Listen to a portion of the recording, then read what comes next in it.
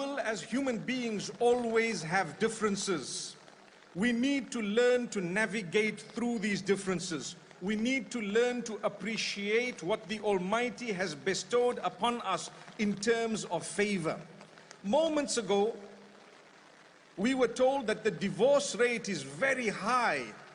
Are we not prepared to talk things out? Are we not prepared to work things out? Are we not prepared to sacrifice?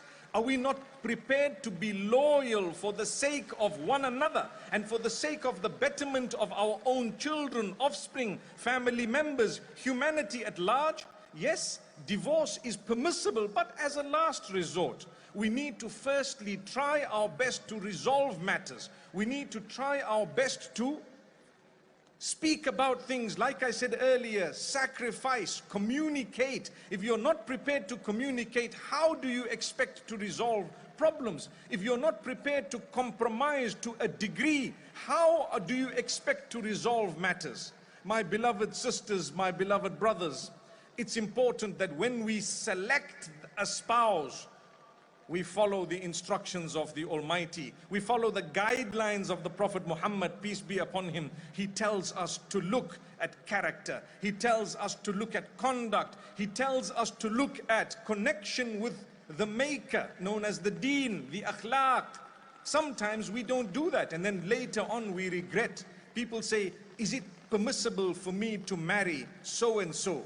There may be permissibility, but is it really someone that your relationship will last with, that you will have a good understanding with, a person whose character and conduct will lead them to respecting you? We lack respect sometimes. We scream and yell at each other. If that is the case, how will the relationship work? We will not be able to solve a family matter if we do not speak respectfully, if we yell and scream, shout and swear. So remember, as a believer, that should not be one of your characteristics at all. Neither with family, nor with those who are not your family. No yelling and swearing and abusing. Unfortunately, it is happening on a daily basis.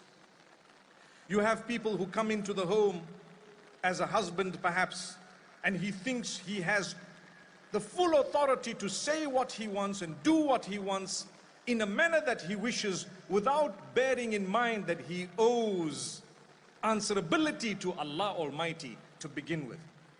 You owe it to Allah. Are you not ashamed of how you speak in the house?